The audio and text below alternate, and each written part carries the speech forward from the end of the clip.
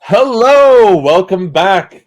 It's another day and another dollar here on Brockway's Vinyl Bites. You got this crazy dude from Canada, and you have my wonderful co-host from Ireland, the streets of Clonmel, Ireland. We've got Mrs. Tara O'Reilly from Spinnin Prog. What's up, Tara? Hello, everyone. I'm glad to be back for our next steps video. This was a really fun one to do last time, so it's going to be a great crack to delve into the next steps that we're going to guide all the beginners on. And great crack is great fun. We'll get that on a t-shirt somewhere. But Tara, you got some cool things happen over on Spinnin Prog. What are you guys up to? How's your dad? What are you guys doing? He's good. We just filmed a video on mini epics as a follow-up to our epics video. So that was fun. That'll be going up today. We have our radio show starting on Prog Radio on the 22nd of May. So that's going to be great. Yes. Just taking every day as it comes and doing whatever we feel like. Well, congratulations. Yes, starting in May, you can hear her on progradio.com. And you can also hear another guy on progradio.com. That's me every Thursday at 12 noon Eastern Standard Time. If you go there, www.progradio.com, you can hear my show as well. Also, on Thursday nights, 8 p.m. Eastern Standard Time, you go to www.deepnuggets.com. You can hear me 8 p.m. Eastern for a 3-hour killer show, fun stuff, where we talk about all this great music that we're going to be talking about right now. So, if you clicked on this video, you know what you're in for. Maybe you don't. But what we're talking about here today is we are talking about, it's a sort of a continuation of our last video where it was prog rock through the eyes of a Gen Z person, which we both are. More on the zillennial side, but that gets a little sophisticated. So, you know. So we already did the beginners video. Now, if you liked all the albums and you say you're brand new to prog rock, you liked everything in the beginners pile that we did last week, well, look no further than the next steps. That's right. This is the next piece to the puzzle, if you will.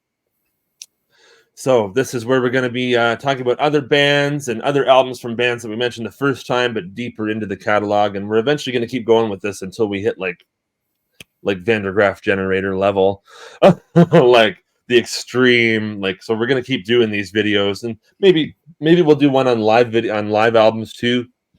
That'd be kind of fun, don't you think? Doing a prog live albums, the best ones type thing. Cool. Tara is going to start us off with our first pick. We both have 12 or 13 records. Obviously, maybe that's even a lot for a beginner, but it's fun, man. It's fun. It's a good time. So Tara, start us off. So in the last one, I talked a lot about how people consume music through TikTok. Yes. So I'm going to touch on that again here, because I've noticed that the actual song Breakfast in America that was covered by Fall Out Boy is kind of coming back into fashion. So you could take that, someone who's into that, and say, oh, hey, did you know the original was done by a band called Tramp? And you could say, well, this is the album it's on, and there's a song called The Logical Song that was sped up and put into a dance tune in the 2000s by Scooter. So everyone knows that song. So you can take all these elements and say, well, this is the band that actually wrote that music. So check it out. When you delve into it, then it's got stuff like Child of Vision and Goodbye Stranger, which are absolutely fantastic songs. And I think this would be a really, really good one for a beginner. And it was one of my starter points as well. I had it on a CD when I was a kid, and I loved it. So that's my first one. Well, I got to tell you something about that album.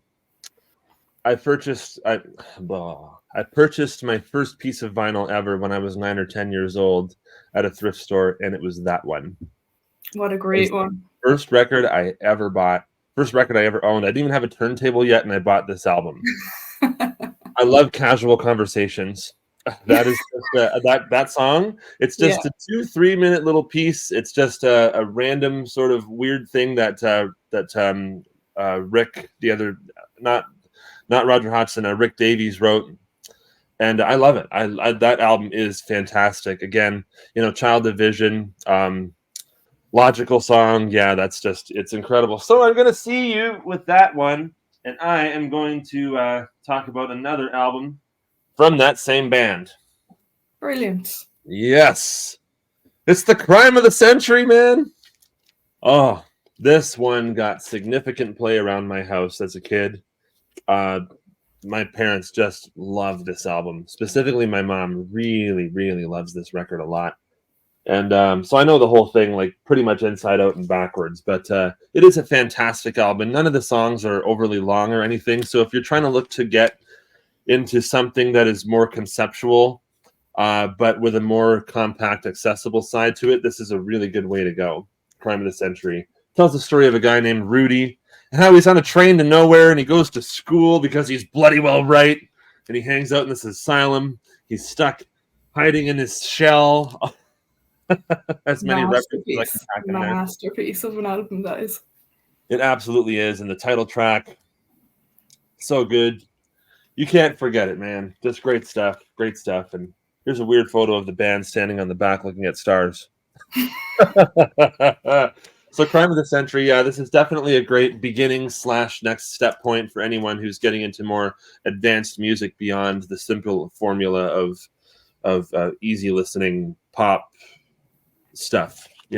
This is probably what you consider a prog rock album or even a pop rock album, but it is very interesting, like, for a lot of reasons, and it's compact, and they just managed to sort of fuse the best of all worlds really in this thing. It's great. You next, my wonderful lady. Well, this next one now, I'm like, oh god, really, Tara? So I pulled out Camembert Electrique by Gong, because when I was a very small kid, I absolutely loved this. My dad's copy is all coloured in from me doing it as a child, like. But it's just, if you were starting off with prog, right? Hear me out now. If you were starting off and you hadn't kind of gotten into the psychedelic side yet, and you didn't really know what that was about, this is perfect to start off with, because it is very strange, but yeah, it's like scary, scary strange. So I would absolutely recommend this. It's a fantastic album, and I've noticed as well these days people listening to music, they really like repetitive kind of songs. And these guys, the bass player here was great at that repetition, but like fitting it into the song in such a like perfect way. So it would definitely be a bit of a risk to listen to this one, but totally worth it. That band is heavy for people who are well versed in prog. And you're out here giving it the next steps. Okay, all right. I mean, you think that long distance runaround is a lot for a beginner, but okay. It is. Okay. Well, my next pick is we're going back to 1982. This is probably the first prog pop effort. Again, this is a band of this is a super group. And they had a huge hit. They had a couple of huge hits on this album, actually. This is the first Asia album. Look, all these guys drew on it for me. Yeah, when I met the current lineup of Asia in 2019, they all signed the record. So we got the signature from Ron Thal. We got Carl Palmer. We got Jeff Downs. The Ron Thal and Billy Sherwood. It's pretty cool. Pretty freaking cool. But this is a good album, like there's lots of people who in the 80s who didn't really get into prog at the time but heard this, and it was interesting enough for them to have that open door to the genre. And so even if you don't like the more poppy side of this, well, I mean, I don't know. I mean, I think if you're coming from a more pop background and going into prog rock and trying to make that jump, this is definitely a great place to go. Even, this could have been in the beginner video too, beginner and next steps. No matter what, it's just an awesome album. The songs are really good, and that's what's really important. but well executed, because I mean you got John Wetton, Carl Palmer, Steve Howe, and Jeff Downs on this original lineup of this band. So yeah, this should be in a frame somewhere. It should. That artwork, absolutely fab. I have a signed Rush Power Windows album too, with signatures from all three of them. Lovely. You next. Right, so when you get into prog, one of the first things you're going to start coming across is the big six. So I have pulled out where I would start someone off with one of those bands, and that is Trilogy by Emerson, Lake and Palmer, because it is not too extreme compared to like Brain Salad Surgery or Tarkus or Pictures at an Exhibition. Jesus Christ, imagine. But Trilogy is very, very tame for them. Now, it's still absolutely brilliant, but it's definitely something that a beginner could get into. Side one, yeah. And yeah, side one is great. I mean, now the start of it is a bit like, Jesus, what is going on? Like, but when you get past that, it's great. It wouldn't frighten you too much, like. And yeah, I think people could really relate to Greg Lake's lyrics in this as well. You know, why do you stare? Do you think that I care? And all that. So I think this would be a brilliant starting point for Emerson, Lake and Palmer. That's a great. Well, I mean, I mentioned the first album in the last video, so that's why you're gonna think I'm crazy. You are gonna think I'm nuts. But now that I did mention the first album last time, and now you mentioned Trilogy. Oh, Jesus God. No. I don't know if you like those. I mean, if you like those and you hear Tarkus and then you hear this, it's kind of a natural, thing. This is them. This is Emerson, Lake and Palmer taking on a classical piece and putting lyrics to it in a live setting. And I think it is bloody fantastic. I first heard this and went, oh my God, this is incredible. But if you're new and you've already heard two of the albums which we've mentioned so far, then this is not really that far, like this is another good next step, I think. Pictures at an Exhibition, Emerson, Lake and Palmer. As soon as you said Pictures at an Exhibition, Jesus, I was like, oh no. This is what will be playing under the cribs of my babies when they're born. Jesus, we'll end up with kids like your man out of Texas Chainsaw Massacre if you start doing that. Oh, we will we? Right. What you got next one is an artist that has again come back into the limelight because of a television show. So Stranger Things. Running Up That Hill by Kate Bush so much in their last season, which is fantastic. I'm so glad that people are starting to discover her. And I can see it on I'm always watching TikTok and what people are doing on it. And I can see that they're starting to get into Army Dreamers as well. So I pulled out The Dreaming. Nice. I thought you were going to go Hounds of Love for a second. But I was thinking about it, but they've probably heard it already. Yeah. They're already into that song. Like, so I was like, you know what, I'll pull out something else. And I think this one is very, very tame.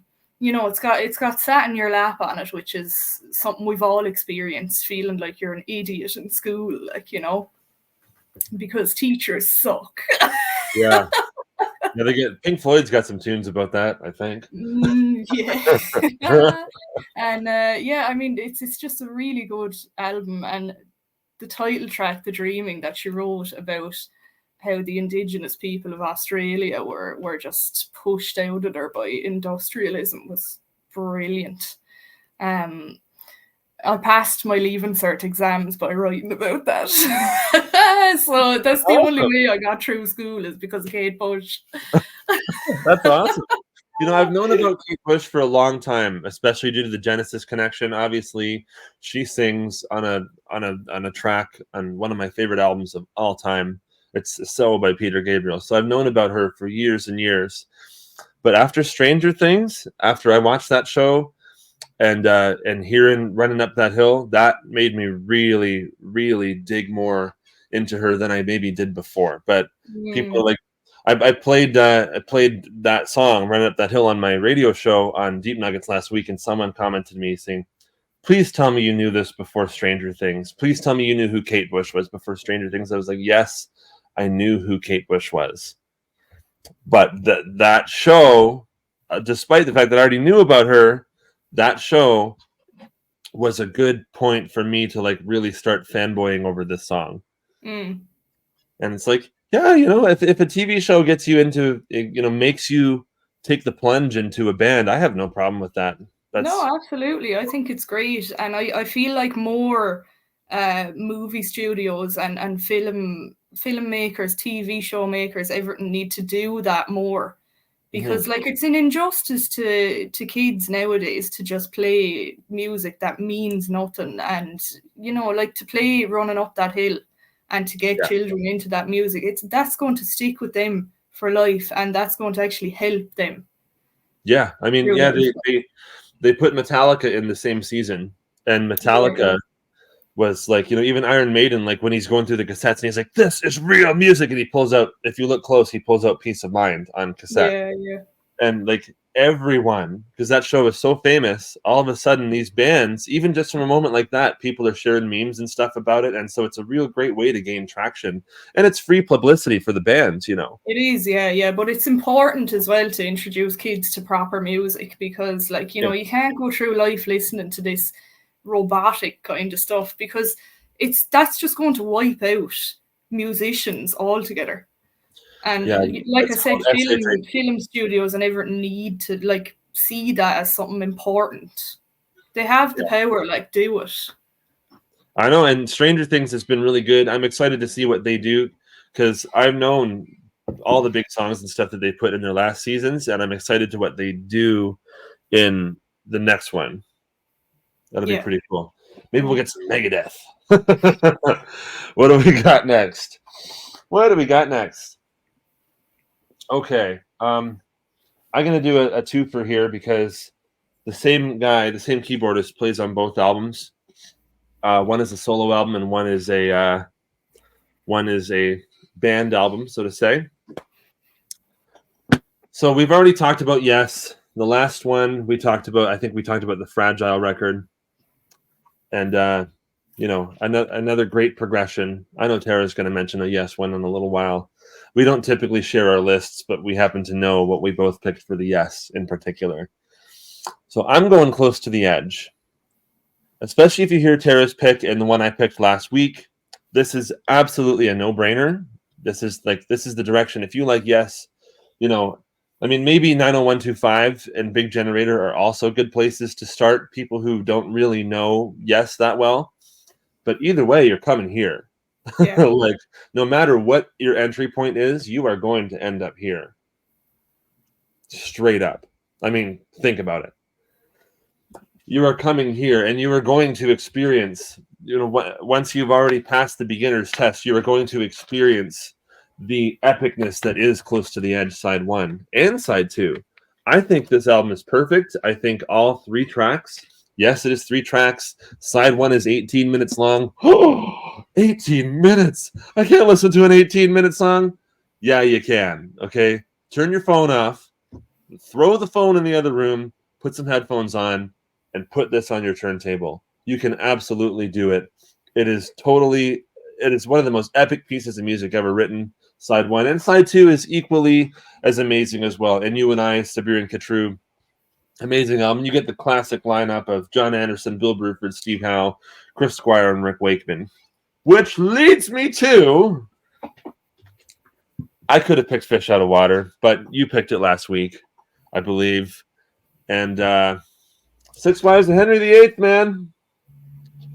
Rick Wakeman's very first solo album, and it's got most of Yes on it. It's got Steve Howe guesting on some parts. It's got Chris Squire does a guest appearance. Bill Bruford and Alan White are on it multiple times throughout this album, and I think this album is totally incredible. It is an instrumental album, so again, maybe you're not used to instrumental music, but this is a good next step if you want to go that route as well. Rick Wakeman, it doesn't even matter that it's an instrumental. You don't really miss vocals on this because it is so good.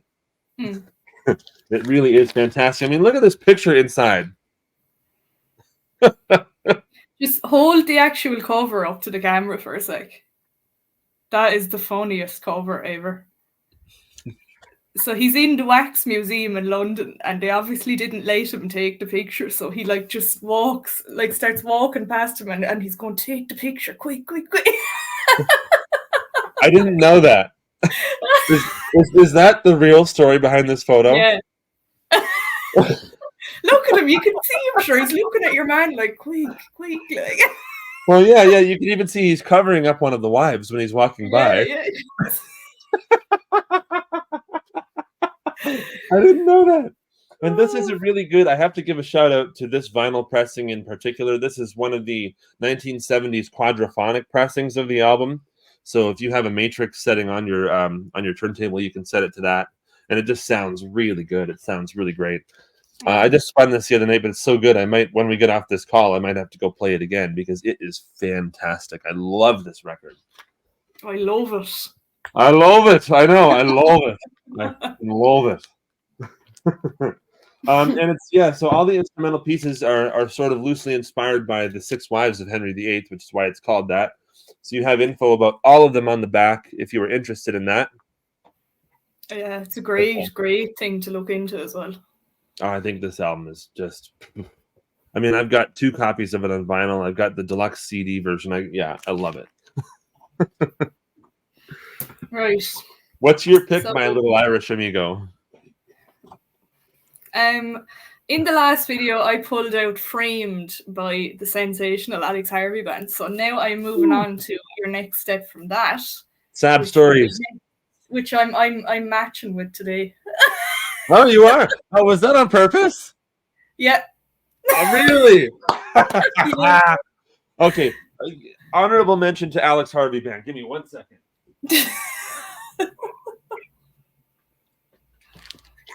I knew exactly where it was. So Tara has gotten me on a tangent listening to different music I never heard before, and this is the Sad Stories album. There's a song in here called Sirocco, and it is very good. Tara, continue. Okay. So this is next, and this has their big hit, The Faith Healer, on it, and it's absolutely brilliant. It's about one of those gypsies that's always asking to put their hands on you to heal you. And it's brilliant. The way they play that song is just so unusual. He has a song on it then called Next that's about what it was like for young boys in the army, and just the stuff they went through was just horrible. And you know the bass player. Oh, yeah. So my parents lived in London for 14 years, and I was born over there, and my dad was very friendly with the bass player, Chris Glenn.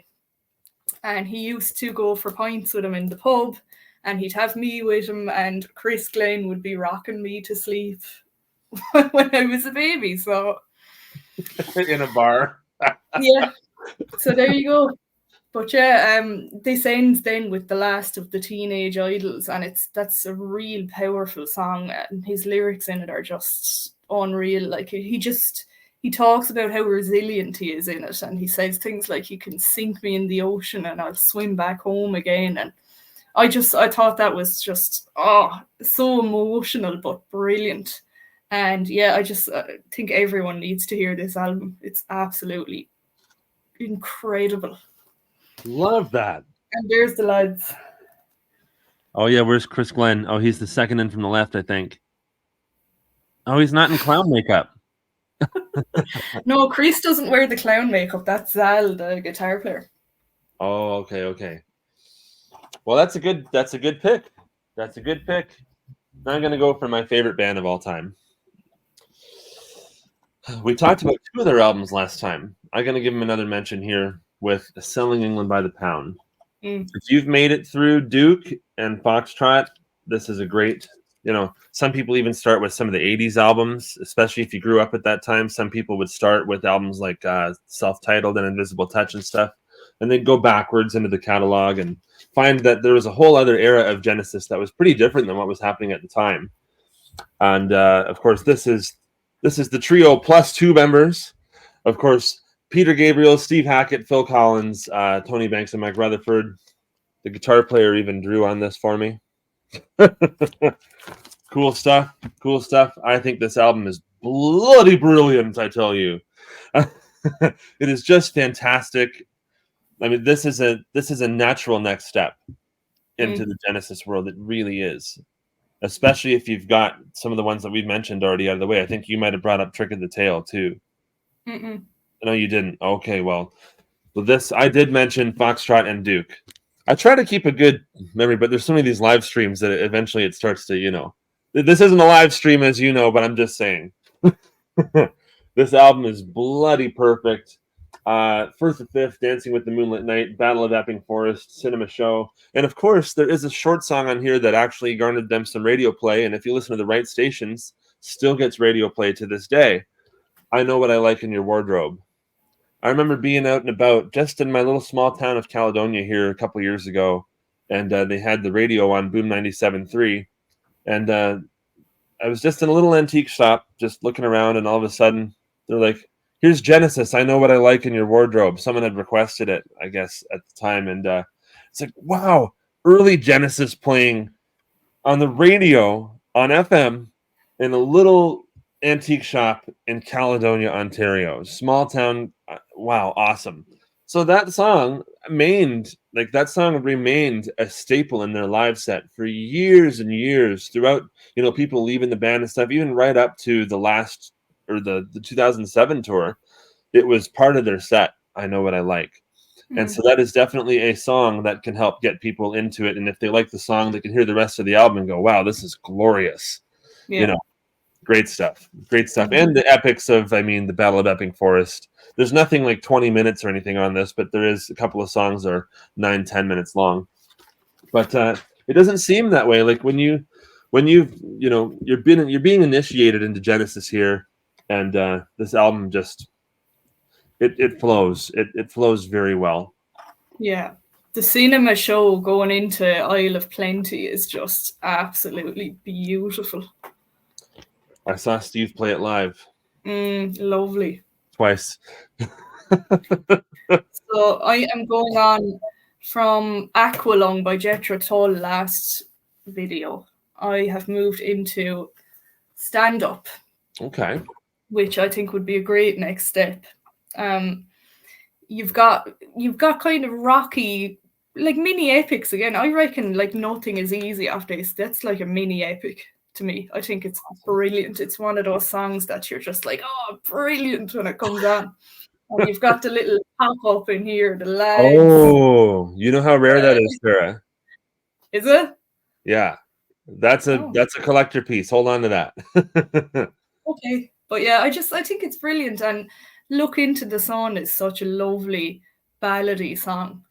And I feel like anyone, no matter what genre of music you're into or anything, you could hear that and you'd think that is absolutely beautiful. So yeah, I think this would be a great next step for anyone. I was thinking, will I pull out a Passion Play? No, I won't go that far yet. I have friends who are not even into prog who love Jethro Tull. Yeah. Like even like the heavy stuff, like Thick as a Brick and stuff. I have a friend who is pretty much solely into pop punk music, like Blink-182 and Green Day, and he loves Pink Floyd and Jethro Tull. Not so heavy on the Genesis and Yes and stuff, but he loves Jethro Tull, and he's one of the people that is responsible for getting me into this album. Good. So thank you for the segue. You're welcome. Thick as a Brick. This is, of course, the Steven Wilson vinyl remix of the album with the original newspaper in tow. But absolutely freaking brilliant. Great stuff. I shouldn't get it back on. Just an amazing album, and if you want to get into the really conceptual side of prog, I'm not a super big lyrics guy. Ultimately, I'm sort of everything about the music, so lyrics do come into play. But the music on this is enough to just knock your socks right off. But especially if you're a lyrics person, this is a great place to go, because the whole album, it radios took it and sort of manipulated it into having singles and took pieces and bits out of it to put it on the radio, rightfully so, right? If you want to get, parts of it heard by masses, and then those people go and buy the album and realize, oh, this is a 45-minute song on two pieces of vinyl, or on two sides of vinyl. Okay, cool. But yeah, this is a 45-minute conceptual piece. And it tells the story of this 8-year-old genius, Gerald Bostock. There's what's that? Here's Winston Churchill giving him an award way back in the day. Great stuff. And the fact that the band were able to pull off this whole concept idea, and this was a parody of prog rock. They were like, what is progressive rock? Like, what is this thing that's happening? So let's do it. Let's sort of take the piss out of it. And it ended up being one of the most monumental prog rock albums ever made. So then they'd move forward with albums like Passion Play and stuff. That's probably that's an album for another video. As great as that album is. We got Thick as a Brick here, and you mentioned Aqualung last time, and the one you just mentioned now, and I did MU, the Best of Jethro Tull, last time. This is a great place to, after you've heard the 3 albums that we've mentioned now, this is a great, this was actually one of my starter points. It was kind of like Aqualung, then this. But as soon as I heard this, I was like, oh, like you say, I'm kind of strange, and you could have just thrown this to me without having heard Jethro Tull before, and I would have heard this and went, oh, that's amazing. That's amazing. But I already knew their sound from Aqualung and things like that. And so great next step into prog rock right here. Mm-hmm. Very more below, man. Being a lyrics person, I have pulled out one with some of the best lyrics I've ever heard, and to this day, I will stand up and say that it's one of the best albums ever for lyrics. You will stand up? I knew that's where you were going to go. Fugazi by Melan is a complete and utter masterpiece. So this guy, he is fallen into an alcoholic hell. He's just been screwed over by a woman. He's realizing that everyone around him is fake, and his life is falling apart, like. And the way that Fish captured it with his lyrics was just incredible. The opening track, Assassin, is about the way words can slice you just as deep as a knife, like. And the way he put the lyrics together, and I'm not going to say all the lyrics because there's tons of them, the way he was able to say, like, listen as the syllables of slaughter cut with calm precision, like, oh my God, what a genius, like. That is really and it just goes through the album, and there's a song called Emerald Lies on it, and that is absolutely unreal. When I first heard that song, I couldn't stop listening to it for weeks afterwards. I was just obsessed, and it all wraps up at the end then with the title track, Fugazi. And it's about, this guy falling into alcoholism and realizing that what's the point of anything anymore? Like, the whole world is fake, which is what Fugazi means. And yeah, and the artwork is just incredible. I mean, Mark Wilkinson, genius. That is the true apartment of an addict of any sort, whether it's drugs or alcohol. So, and I mean, the way you can see the jester in the mirror behind him, and the jester costume all falling away from him here, because I know you're going to be talking about Script for a Jester's Tear, like, and gave it away. I'm sorry, but it's just the way that these 4 albums all blend into each other, and the way Mark Wilkinson captured it in the artwork was just unbelievable, mind-blowing. Like, this is the joys of vinyl. The fact that you can interact with this artwork and you can discover the story of this man and what's happening in his life. And I mean, then it ends with clutching at straws, and he's literally standing in a pub where he is all the time, and you can see the jester costume is all tucked into his pocket. It's just unreal. So I would recommend anyone getting into prog to have a look at the Fish year of Marillion, because it's just incredible. Right on. So I'd say that probably Clutching It's, I mean, again, I don't have a vast knowledge of Marillion like you do. I would probably say that Clutching at Straws is probably my favorite of the Fish era, but this one's really good too. I really like them. Some of the stuff I've been hearing, I do like their stuff with Steve Hogarth a lot. Like that Season's End is pretty decent. That's a pretty good album. I mean, I know you're like kind of like a diehard Fish fan, but you have to think of them as two different bands. That's the way I see it. Well, I this is one of the first ones I heard, and as much as I'm not a big Marillion fan, I think probably people might know that by now. I have talked about this one on the channel before, and this is, for a lot of people, it is a great step into prog rock music, especially in the 80s when these things were happening.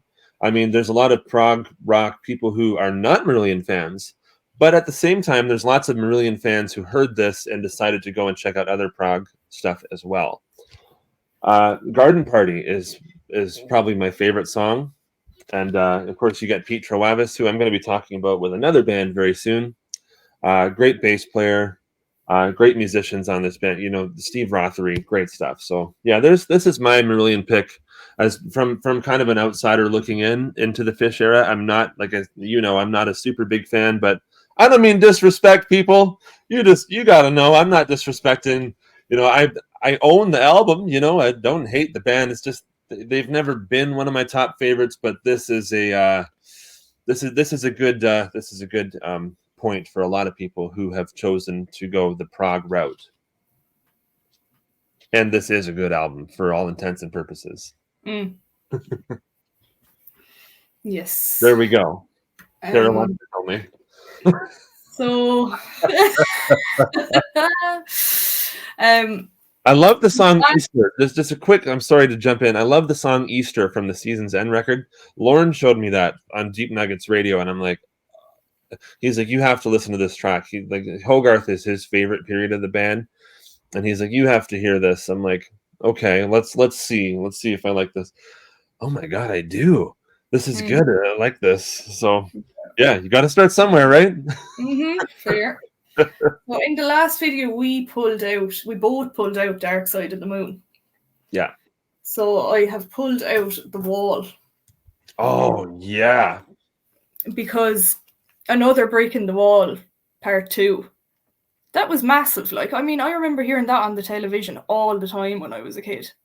Oh yeah. And everyone used to be singing it in school, Mason, like, hey teacher, leave them kids alone. So I feel like loads of people would know that song. Oh god. And especially if they've come from listening to Dark Side of the Moon, they've managed to actually sit down and listen to the full album, this is definitely the next step, because it's another big concept. And it's another one where you can pull songs out of it if you only prefer like certain parts of it and you want to, you know, like make a Spotify playlist or something. You can pull out certain songs. Yeah, which, you know, that's how they do things these days. I sound like a grandparent or something. That's how them kids do all of it these days. But yeah. Yeah, I think this would be a good next step. Yeah, I mean, what else can I say? It's an incredible masterpiece of an album, and I feel like it's vital for someone getting into prog to hear it. So, yeah. Big time. I think that's a perfect album. I think, you know, people go, well, if you shorten it down to a single, no, not happening. I love that album. That album was my first Pink Floyd album ever. You got me going now. So I got into that through, like, when I was a young kid, I was really into metal and stuff. Like, I was into, like, obviously, as I still am now, but I was super into Korn. Again, big Korn fan, System of a Down, all that stuff, all that music. And Korn did a cover of Another Brick in the Wall. Oh, yeah, that was very good. It was very good, and that was what got me into it. And then finally, after looking at the DVD for the movie at my dad's house, because he had the movie, I'm like, let's watch this. So we watched it, and immediately the next day went out to HMV and bought the CD and became a lifelong fan ever since. Oh my gosh, I've probably had 2 or 3 copies of that on CD. like that original one that I bought 15 years ago, HMV, destroyed. Yeah, it's gone. It's gone. I mean, I even took the case apart and did other stuff with it. Like it's done. But I've got it in the box set and stuff now. And yeah, that is a fantastic. I mean, talk about concept albums. You know, it takes you through the mind of a guy who's kind of mentally unwell, kind of crazy in a sense. Had a really weird life with, you know, his dad not being around as he was in the war, and an outcast by all of his friends, and his mother, who he doesn't have the best relationship with. You know, that's all these things, and so he's putting this wall around all of his emotions. And at the end of the album, you can hear him tear down the wall, and he gets addicted to drugs and all that stuff too, like all this really horrible stuff that I could not dream about happening, and any of this happening to me. I love my family. I don't do drugs, all this stuff, and so it's a really cool. And Roger Waters is, obviously he's not a drug user either, but he manages to find a way to write from the perspective of someone who, because I guess some of the stuff is loosely tied to him, like his dad gone to war and all that stuff. So he finds this really great way of getting into the mind of someone who's been through a lot of other experiences and stuff. And that is a really great sign of a really great songwriter, personally. Yeah, absolutely. And at the end, they tear down the wall, man. And then everything just comes out and goes free. The movie's good. If you haven't seen it, check it out. So thank you for pulling that out, because that I've pretty much taken up another turn talking about that record. Yeah. We're going to the quirky side of things. We're going back to 1981 with a band that is actually going. Half of this band is going on tour. They're calling it Beat. And they're coming out with Adrian Belew, Tony Levin, Steve Vai, and Danny freaking Carey from Tool. My friend, my God. Yeah, brilliant. Great one for beginners. Tara, you've now been around Brockway's Vinyl Bites and hanging with me on the Prog Corner. You know I don't shut up about this album. I love that album too. That's one that got me into King Crimson as well, actually. Yeah, same, actually. My dad had this CD back in the day called The Compact King Crimson. And what it was music from the first album and like this. Yeah. And so he was playing me songs. Like, I'm like 5 years old. He's like, check this out, playing me Indiscipline and things like that. Like Bill Bruford, great stuff. And so I was raised very much like you were with this. Yeah. We're not normal, Cody. Yeah, I found that out when I went to school. Me too. Yeah, another story for another time. But yeah, I was brought up, like, he's playing me like Elephant Talk and all the songs from this album. And so then getting this album as I'm older on vinyl, it's a real life-changing album. Yeah. And it's no wonder that Danny Carey from Tool is playing with these guys, because if you look in the interwebs, there's a video of him in 1996 sitting in his studio with a cameraman, and he pulls out this CD and he goes, this album's incredible. This is one of the most influential albums to me. This is, 25 years ago now. Yeah. And now after you see him fanboying about this album, he's like, the track Discipline, Bill Bruford is playing 5 over Robert's riff and 3 or something to that effect. He's like, the way they match up every so often is just brilliant, just amazing. A lot of that bled over into Tool's music, and so it's really a natural choice to see him playing with these guys. But we're getting off topic here. If you are taking the next step into prog, this is absolutely, you've already heard the first album in the Court of the Crimson King, then this is a great next choice to go. Absolutely brilliant, especially if you're a Talking Heads fan. Yeah, you get that connection with Adrian Belew, and if you like Frank Zappa too, you get that connection with Adrian Belew joining the band. Tony Levin from Peter Gabriel's band. We're going to be talking about that in a little while, so we won't say too much about that. But Discipline, 1981 King Crimson. If you're already past the entry point, this is a great place to go next in the catalog. Couldn't agree more.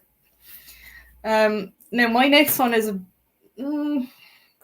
no, this is a great pick. Asia by Steely Dan. If young people love going out dancing nowadays, right? This is the best album ever for dancing to. It's so funky, it's so groovy, it is just unreal. And I always blow on about the production on this album. It's some of the best production I've ever heard. It's incredible. Oh, yeah. It's perfect. I mean, I remember sitting there listening to it one day in a room, and I was like looking around like this because I was hearing like the drums coming from behind me. And oh my God, it was like I was in the room with them. It was just unbelievable, mind blowing. You should hear it on my setup here. Yeah, well, we're definitely listening to this. But anyway, sometime it's just such a good album. And it's not scary and it's not too proggy or anything. You're getting that kind of jazz fusion side in it. And I think it'd just be a really good introduction for a beginner if they ever wanted to move on to like the Mahavishnu Orchestra or something. They could totally start off here. Well, that has a big hit on it too. Like Peg is a massive single for them. Yeah. And do you know who sings on Peg? Who? We get some nice background vocals from Mr. Michael McDonald of the Doobie Brothers. Oh, wow. You didn't know that? No. Oh, we've finally done it. We have stumped Tara O'Reilly from the Great. Oh. No, I'm just playing. I'm just joking with you. But Michael McDonald, yeah, he actually does backups on a lot of their stuff, and namely that song. Now, when you listen to the chorus, you hear the Peg. You can really hear him. Like if you go and listen to that after, and you'll crank it up, and you'll hear. Oh yeah, now I hear the Michael McDonald. I hear him. All I'll ever hear now is you doing it. Lucky you. I'm going to actually one that I think Tara picked last time, but I want to talk about this album because I think it's great, and it's great as a beginning and next step point. A lot of people probably started with his So album in the 80s, but then go backwards, and even before you get to the Genesis stuff, a lot of people would have heard this. And so I can sort of piggyback off of what you already said last week, but this is indeed a Japanese edition of the album with the Japanese Obi-Wan strip here. Pretty cool. But I think this album is fantastic. And, Games Without Frontiers, probably a lot of people heard that on the radio. That was a big single. And so hearing that and then going and getting the album, and you get this block of dark tunes. There's a real darkness to it, but it's sort of a quirky and playful darkness at the same time. Like it's not. I mean, maybe you might get a little scared on some of the songs, but overall, probably not. Like there's stuff that's upbeat, like In Through the Wire and things like that. So you hear those tunes, and it's not a scary record, despite having songs like Intruder and No Self Control. Right? But I Don't Remember, which was also sort of a hit for him. It was on his greatest hits album, Not One of Us. Nice upbeat tune. Of course, Phil Collins handles drum duty on most of this album. This is where the gated drum sound came in, which he would end up using on Face Value and virtually every other record that he would play on for that time where he wasn't doing electronic drums, because he really found a sound there that was really definitive. And this is from 1980, and obviously Face Value would be the next year.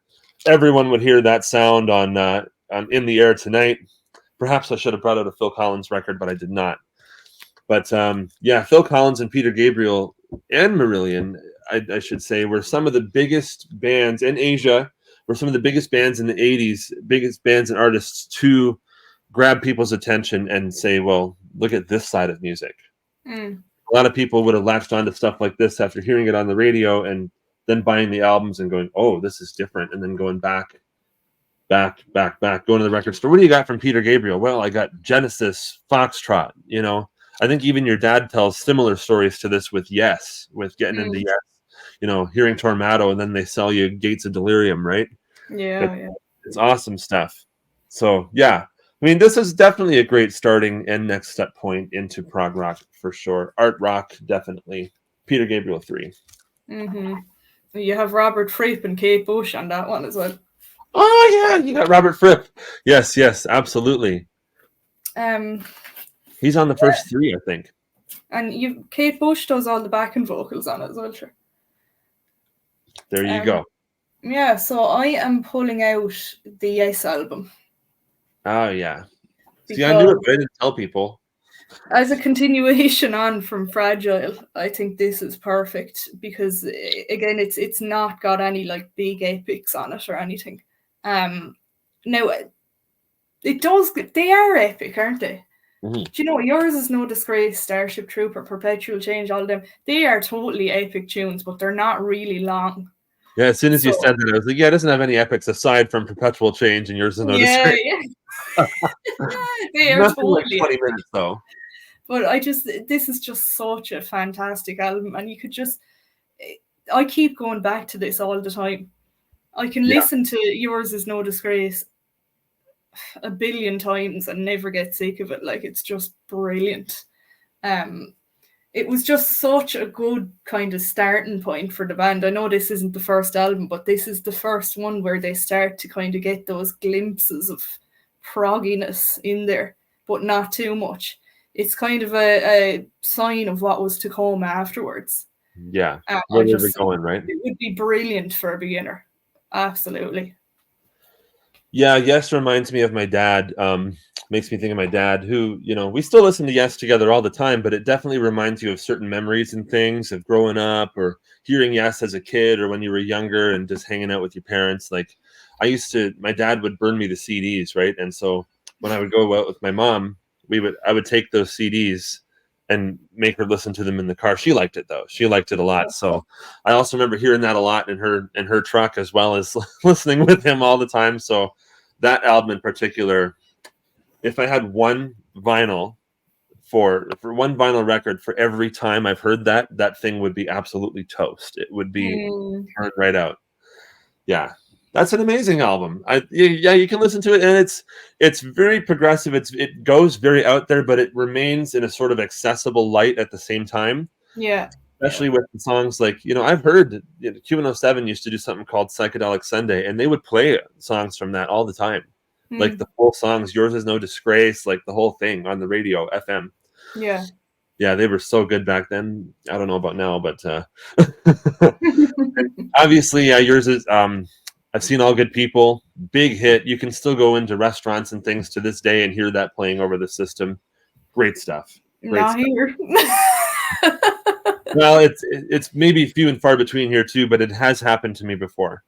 Nice. Next up, I'm going more modern. I'm going to 2005. This is my favorite album from this band. A lot of people could be coming to Prog from a more metal side, where they could be coming from that approach. And so I think that this is a good place to go. Porcupine Tree's Dead Wing album. Yeah, absolutely. I think this is an incredible album. Brilliant. Yeah, it's just amazing. And I've been into them for the last couple of years, and just listening to this album, and hearing this, it just has blown me away. Open Car. That's a great 3-minute track to show someone who's maybe uninitiated, and maybe you like the heavier riffing style of things, and so that is a great place to put you. Then if you like the more acoustic side, you can hear the song Lazarus, or if you don't want to be picky and be a Spotify listener or something, you can just listen to the whole album instead of just picking out individual tracks, because what the hell is that? Like this, someone. That's just how they are these days, all right? Well, I mean, okay, I do pick out individual tracks from this to listen to when I'm in the car or playing drums or whatever. I'll sit down and throw on Halo or something, right? But this is a really great listen, top to bottom. You go Dead Wing, Shallow, Lazarus, Halo, Arriving Somewhere But Not Here. That's a 12-minute beautiful piece. Oh, God. And this is a double album, but it's a single CD when you buy it on the disc. But I think it's absolutely fantastic. My aunt and uncle, who live in Newfoundland, who they like some Yes and stuff like that. They actually have both very good music taste. They had never heard Porcupine Tree, and so when they were down about 2 years ago, I burned them a copy of this on CD, and they've been listening to it ever since. It's been in his truck nonstop. So Auntie Carol, Uncle Wayne, if you're watching this, I love you both very much. Porcupine Tree, Deadwing, Gavin Harrison, Steven Wilson, out the yin yang, man. Boom. We're going to go long with this one. We're already at 54 minutes. We still got I'm on my last pick now anyway, so. We'll zoom through the three I got. So last week, the two of us picked Overnight Sensation. Oh, yeah. Frank Zappa and the Mothers. So I have picked out another Frank Zappa. Well, they're two albums, but you can't have one without the other. Like, it's. I know. Oh, yeah. These are just absolutely brilliant. And it's just, these are probably like, these and Shake Your Booty and Apostrophe. Yeah. Are my favorite Zappa albums, and the story on this one is brilliant. All about how like they're trying to take music away because it's evil and bad for you, and you have your one Mary in it. He's backstage with the band doing something she shouldn't be doing. You've got the fembot in a wet t-shirt. You've got Stick It Out where he's singing about don't get no J's up on that sofa. It's so good. I mean, anyone could listen to this because it's hilarious. Like, you're pluking too hard. Yeah. Keep it greasy. Like, oh my God. Yeah, the story of that is incredible. The way, Joe is a musician, but then, the freedom of music becomes illegal. So he tries to find all these other vices to make up for it, and he ends up going to jail. So good, like, and I mean, I've seen people actually complaining about this and saying that he was doing blackface in it. No, he's actually got oil on his face. So give over with that, will you?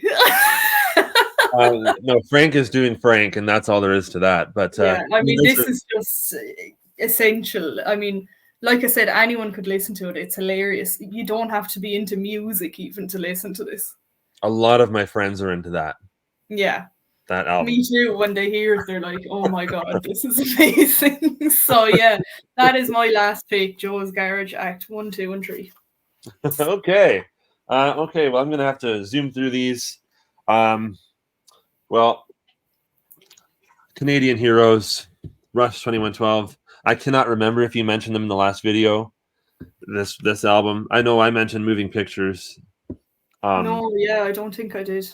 No, you did Permanent Waves. No, I didn't. Well, you did. Okay, good. You didn't mention this because I'm mentioning it now. We do our research here. No, Rush 2112. Once you've already heard Moving Pictures and you get into that, that is a very good, progressive, intelligent, and accessible side of Rush to be able to jump in and go, okay, now I'm on board. What's next? Here it is, bro. Although a lot of people did start with this too, but for the most part, probably those people had more, progressive backgrounds, especially in 1976. Some of the people had already heard stuff that was happening, like hard rock, like Thin Lizzy and Zeppelin, and then, like maybe some Genesis and Yes. So then the 20-minute piece, Rush tried with the Caress of Steel album, and people didn't grab onto that. But then this came out, and they were like, "Whoa, yeah, okay, this is happening." So great stuff. I mean, this was a life-changing album for me. Absolutely no question about it. Hearing this when I was 14, 15 years old as a drummer. All my friends would go out and blue vinyl. All my friends would go out and party and do all the debauchery of teenage kids. All the power to them. I wasn't really for me, so I would come home and I'd sit on the drum kit and just learn. I would just learn Neil Peart and Genesis stuff. And hell, I'm still learning Neil Peart and Genesis stuff to this day because I got so much great stuff. But this is just totally epic album. I mean, the side one, 20 minutes of just pure rock and roll, prog and roll heaven, and telling the story of the temples of Syrinx and all that stuff. Doesn't get more prog than that, really. Some of the best musicianship in history is inside one of this album. But side 2 is no slouch either. You got A Passage to Bangkok, and you got Something for Nothing and Lessons and stuff. Great shorter tunes. They really took a page out of Yes's book with the epic on one side and the shorter tracks on the other. So this is a great next step for people who want to get into Rush.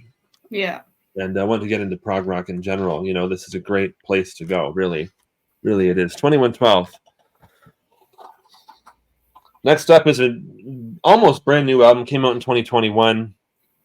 This album, I think, is pretty much perfect. I think it's fantastic. And all the songs, they're all individual tracks, but they all flow together as one piece. It's Transatlantic, The Absolute Universe. What a great album. I could have went with the Simpty record, but I chose this one. This is the one that really helped propel me into the fandom of Transatlantic. And, I wish I could have seen them on tour, but, they don't really tour. They don't really tour much. Yeah. But yeah, this is just awesome. The overture, Heart Like a Whirlwind, and one of my favorite songs possibly ever is Love Made Away. Just fantastic. And the way the whole album flows and the whole concept of the whole thing is just brilliant. And so modern day prog at its absolute finest. It's not metal. It does get heavy, but it is definitely a modern day prog masterpiece.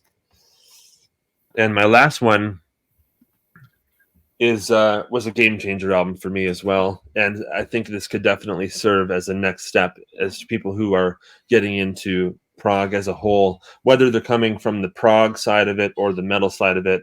This is a great meeting place for both of them. And that's the newest one from Tool. This is the Fear Inoculum box set. This album, I heard this when it came out. I had already known Tool. I had already been, into Tool music, but this is the album. Like, I'm talking like my dad bought Lateralis when I was 3, and we used to listen to like Schism and The Pot and stuff all the time. I was 10 years old listening to Rosetta Stone, right? So but this album, after kind of going away from Tool for a while, this album came out and it certified me as a diehard Tool fan. Honestly, that one.